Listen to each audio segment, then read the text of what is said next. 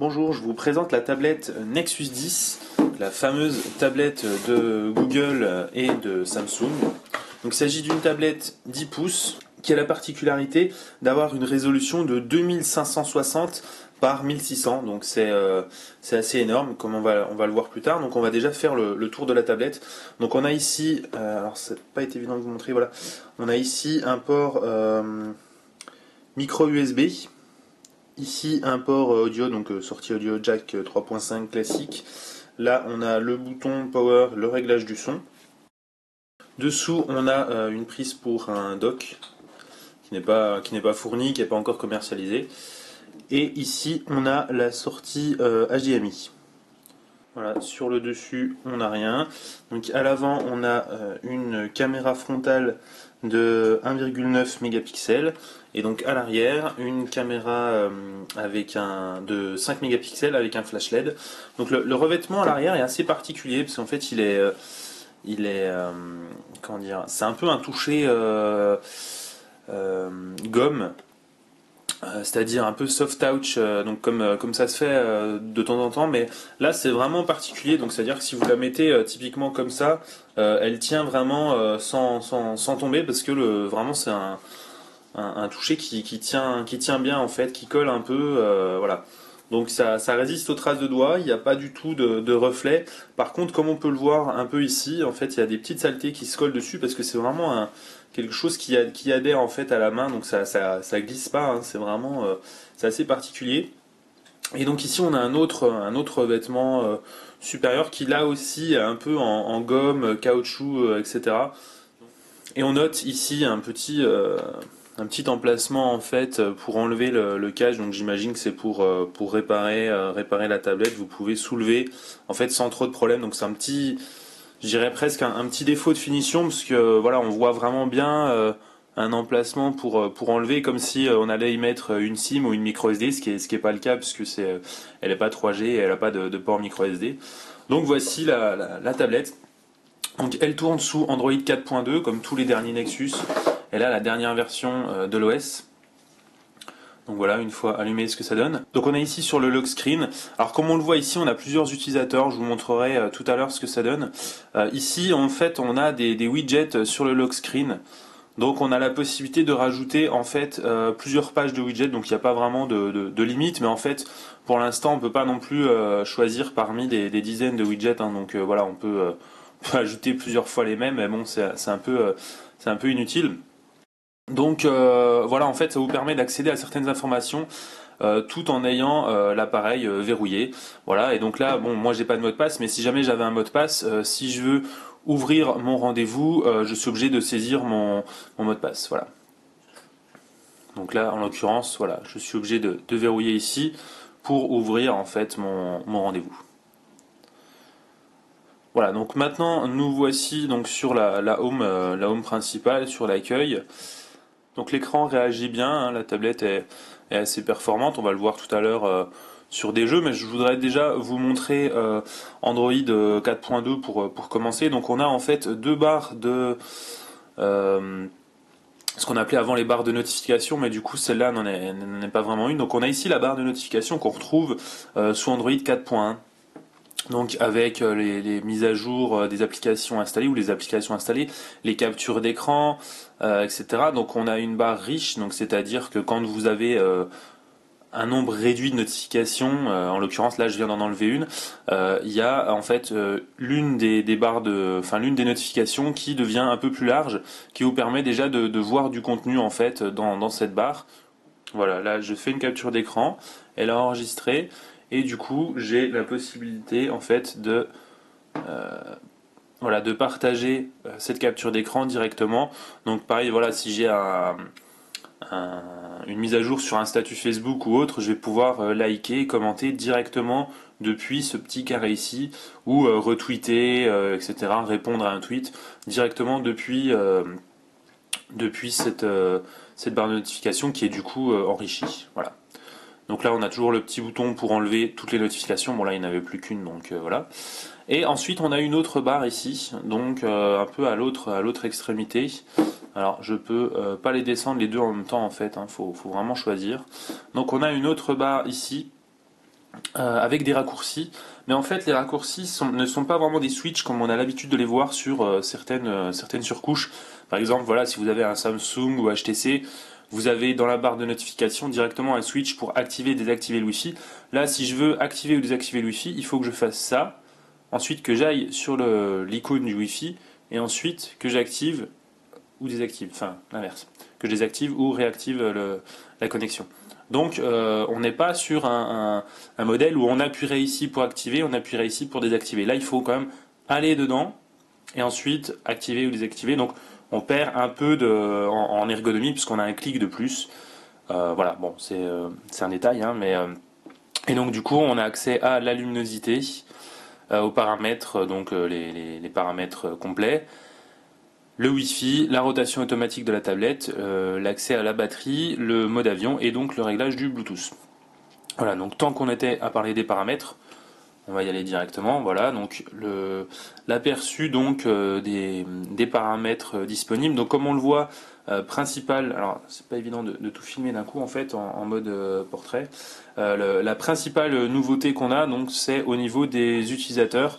Donc on a la possibilité en fait de créer, alors je vais me remettre comme ça du coup, on a la possibilité de créer en fait des utilisateurs. Donc j'en ai créé un et donc je peux le supprimer ou le modifier. Donc en fait, je suis l'administrateur, l'utilisateur principal, le premier utilisateur est l'administrateur et il peut modifier les autres utilisateurs. Voilà, donc du coup, c'est vraiment comme sur un ordinateur. Et donc, si je repasse en verrouillage, là, voilà, j'ai la possibilité de sélectionner l'utilisateur que je souhaite démarrer. Donc là, en l'occurrence, si je prends le deuxième, je déverrouille ensuite. Voilà, ça prend un tout petit peu de temps. Et là, on voit qu'on est sur un autre fond d'écran, d'autres widgets, d'autres applications. J'ai pas les mêmes applications que j'avais avant. Par exemple, j'avais Max Payne, enfin quelques jeux sur l'autre. Ici, je les ai pas. Donc vraiment, on part sur une autre session. Les applications ne sont pas disponibles. Il a son propre espace de stockage, donc il faudra qu'il installe vraiment ses propres applications. Et il a aussi son propre compte mail. Donc ce compte mail là, je n'y ai pas accès depuis mon autre session. Voilà. Il a vraiment tous ses propres réglages. Voilà. Donc ensuite, pour repasser d'un utilisateur à un autre, tout simplement, on verrouille. Et ensuite, au moment de déverrouiller, on sélectionne un autre utilisateur. Et donc là, voilà, je reviens sur ma propre session. Donc la Nexus 10 est propulsée par un processeur dual-core de 1,7 GHz, donc un processeur Samsung. Il fonctionne plutôt bien, puisque dans les jeux, on n'a pas vraiment de problème. Alors, qu'est-ce que j'avais installé? Voilà, par exemple, le dernier Need for Speed. Alors par contre, j'ai quand même quelques petits, je vais vous montrer ça, mais j'ai quelques petites saccades sur Need for Speed. C'est un peu décevant à vrai dire, parce que j'en ai pas sur le Nexus 4. Donc c'est vrai que c'est un peu dommage d'en avoir là sur cette tablette. J'imagine que ce sera résolu prochainement, puisque bon, le jeu vient de sortir. Android 4.2 n'était pas disponible quand le jeu a été développé.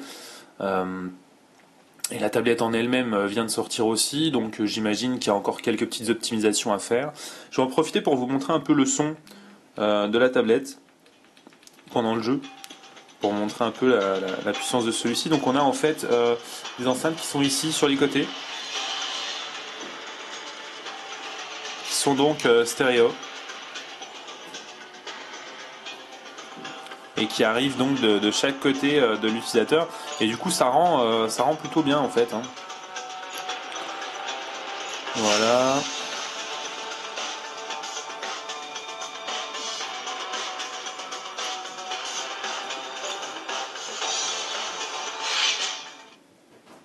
Voilà, donc là le son est à fond et on sent vibrer la tablette quoi avec le son, on sent vraiment qu'elle vibre dans les mains. Et du coup c'est quand même assez fort, le son n'est pas de très très bonne qualité en fait, mais c'est assez fort, donc bon voilà, on va dire que c'est pas exceptionnel, c'est pas spécialement bon, c'est pas non plus spécialement mauvais, donc voilà. Donc voilà pour le son, voilà, on va s'entendre un petit peu mieux maintenant. Et donc au niveau des performances, alors là ça va en fait, mais de temps en temps j'ai quelques petits ralentissements, donc c'est vrai que c'est un peu décevant d'acheter la dernière tablette, le dernier jeu et que ça tourne pas parfaitement dessus quoi. C'est vrai que c'est un peu dommage.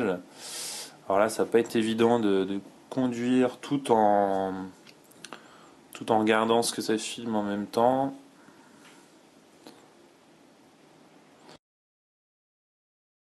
La tablette est vraiment, vraiment puissante. J'ai eu aucun ralentissement dans les menus, vraiment, c'est juste quelques petits saccades dans ce jeu, ce qui me font penser que c'est plus un problème d'optimisation du jeu qu'autre chose en fait. Et donc du coup, c'est vraiment agréable de jouer sur cette tablette, hein. C'est vraiment sympa. Euh, Voilà, donc je vais maintenant vous montrer un petit peu de surf sur le web.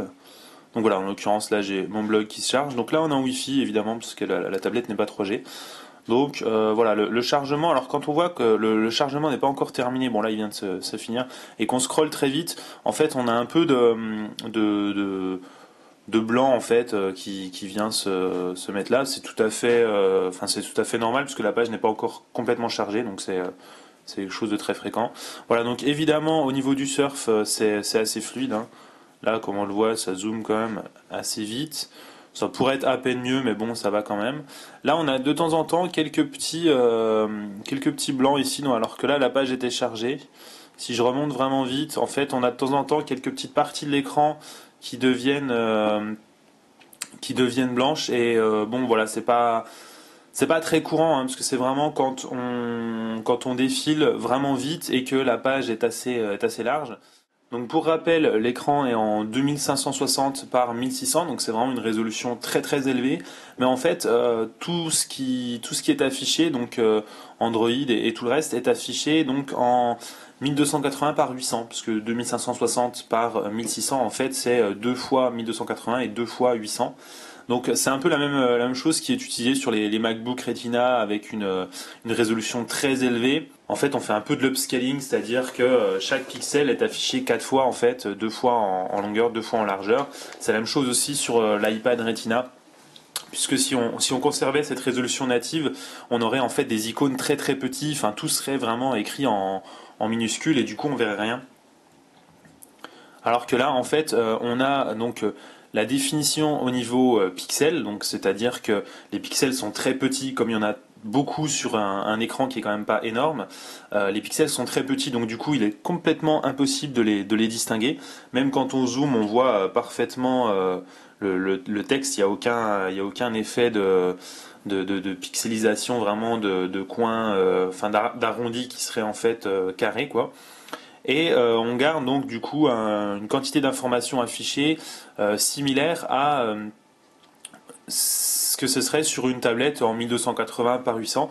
Donc du coup c'est plutôt bon, hein. C'est une bonne décision de la part de Google et de Samsung là-dessus. Donc voilà, l'écran est plutôt sympa. Par contre, j'aimerais attirer votre attention du coup sur un petit défaut au niveau de l'écran. Alors là, ça se voit pas beaucoup. En fait, ça se voit plus quand vous êtes dans le noir. Mais en fait, sur cette partie de l'écran, alors on le voit à peine si on le sait. Mais sur la vidéo, ça va pas être évident en fait de vous le montrer. En fait, il y a une fuite de couleurs, donc je vous montrerai des photos parce que là, c'est pas évident à montrer. Il y a une fuite de couleurs, c'est-à-dire que là, sur fond noir, alors là, je le vois un petit peu parce que c'est en journée, mais je le verrais vraiment beaucoup si il faisait nuit autour de moi. On a une petite fuite de couleur ici et ici, donc en fait, concrètement, on a une tache jaune qui vient qui s'affiche ici et une autre petite ici en fait au bord de l'écran, donc ça déborde de quasiment 1 centimètre, ouais, d'1 centimètre en fait pour la plus grosse et un peu moins pour la deuxième ici. Donc voilà, c'est un défaut, hein, donc je vous montrerai des photos. Là, on le voit vraiment pas parce qu'il fait trop jour et c'est sur la vidéo, mais sinon on le voit quand même pas mal, donc je vous montrerai des photos et du coup c'est vrai que c'est un peu dommage quoi. Voilà, donc pour conclure sur cette tablette, alors je vais quand même vous montrer l'appareil photo, même si c'est pas vraiment l'usage principal. Je vous montrerai aussi des benchmarks, mais là ce sera sur le site, enfin sur le test, hein. Je vous invite à consulter le test écrit pour voir plus de détails là-dessus. Donc au niveau de l'appareil photo, c'est plutôt bon. Alors je m'en fous un peu en fait concrètement pour tout ce qui est tablette. En fait, la qualité des photos, c'est pas vraiment mon truc, mais tant qu'à faire, il y a un appareil photo, autant qu'il soit bon, quoi. Et comme vous le voyez, il est assez rapide, hein, donc voilà. là on peut prendre quand même, on peut enchaîner les photos. Alors au niveau de l'interface, pour ceux qui n'auraient pas encore vu l'interface des photos sur Android 4.2, on est sur un modèle un peu nouveau, puisqu'en fait il faut appuyer ici pour afficher le menu. Et donc du coup là on peut régler l'appareil photo frontal ou celui voilà, ou celui à l'arrière. On peut activer ou désactiver le flash, voilà, donc de manière rapide en fait. En fait, il suffit d'appuyer ici, ensuite d'appuyer sur le réglage qu'on veut, et ensuite, du coup, on peut le faire. Alors, par contre, c'est un peu dommage, c'est que ça ne le fait pas à la volée. Là, j'aimerais bien savoir ce que ça donne à -1, -2, et en fait, je sais pas, il faut que je relâche pour que ça le mette en place, pour ensuite dire, ah bah non, en fait, je voulais -2. Donc voilà, c'est un peu dommage. On aurait pu penser que le réajustement se ferait en live et que là, si je vais +3, ça devient d'un coup très lumineux. Mais non, il faut que je relâche pour que ce soit fait. Voilà, donc ça c'est une petite piste d'amélioration pour les prochaines versions. Ensuite, on a les réglages complets ici. Donc là, c'est relativement basique. Voilà, 5 mégapixels, géoloc activé et puis mode scène. Bon voilà, on a le choix entre un certain nombre de choses. Voilà, donc c'est relativement basique. Et enfin, la balance des blancs ici. Voilà, donc là encore, c'est assez basique. Ensuite, on a ici le mode de capture. Donc, on est évidemment en photo ou en vidéo. Voilà, donc on peut. Alors, chose pas mal. Enfin, on peut prendre une vidéo et prendre une photo en même temps, sans arrêter. Donc, ça, c'est quelque chose qui avait été introduit par les surcouches. Je me souviens de HTC qui a présenté ça sur le HTC One X. C'était probablement le premier constructeur à proposer ça sur un smartphone. Voilà, donc du coup c'est pas mal, on peut prendre une photo en même temps. Donc je vous montrerai ces vidéos, pareil sur le test, hein, si vous voulez vraiment voir la qualité des vidéos et des photos. Ensuite on a la capture de panorama, donc ça je vous l'avais, enfin on l'avait déjà sur Android 4.1, donc je vais pas revenir dessus. Par contre il y avait encore un petit mode, donc le fameux mode sphère.